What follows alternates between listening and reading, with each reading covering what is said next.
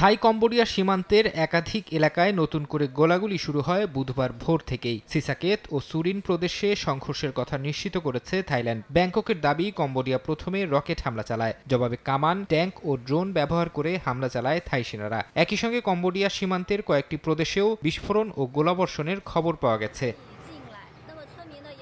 দুপক্ষের সংঘর্ষে অন্তত কয়েকজন আহত হওয়ার খবর পাওয়া গেছে। কম্বোডিয়ার দাবি, থাই বিমান হামলায় একটি আবাসিক এলাকা লক্ষ্যবস্তু হয়। এছাড়া মিয়ানচে প্রদেশে থাই সেনাবাহিনীর গোলাবর্ষণে কয়েকজন বেসামরিক নাগরিক আহত হওয়ার কথাও জানানো হয়।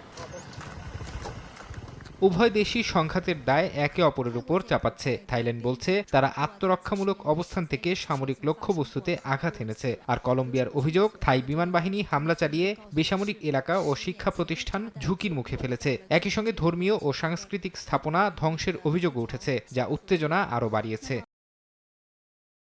চলমান সংঘাত বন্ধে শুরু হয়েছে আলোচনা। চান্থাবুরি সীমান্ত চেকপোস্টে শুরু হয় দুই দেশের প্রতিরক্ষা ও সামরিক কর্মকর্তাদের বৈঠক। এই বৈঠক চলবে 4 দিন। এটি সবশেষ সংঘর্ষ শুরুর পর দুই দেশের প্রথম আনুষ্ঠানিক সংলাপ। বৈঠকে পর্যবেক্ষকের ভূমিকায় রয়েছে আসিয়ান দেশগুলো। পাশাপাশি যুক্তরাষ্ট্র, চীন ও মালয়েশিয়া দুই পক্ষের সঙ্গেই কূটনৈতিক যোগাযোগ চালিয়ে যাচ্ছে। থাইল্যান্ড ও কম্বোডিয়ার মধ্যে প্রায় 800 কিলোমিটার দীর্ঘ সীমান্ত রয়েছে, যা নিয়ে দুই দেশের মধ্যে দীর্ঘদিন ধরে বিরোধ আছে। চলতি মাসে নতুন করে শুরু হওয়া সংঘর্ষে 40 জনের বেশি নিহত এবং প্রায় 10 লাখ মানুষ বাস্তুচ্যুত হয়েছে। ফারহাদ চৌধুরী, সময় সংবাদ।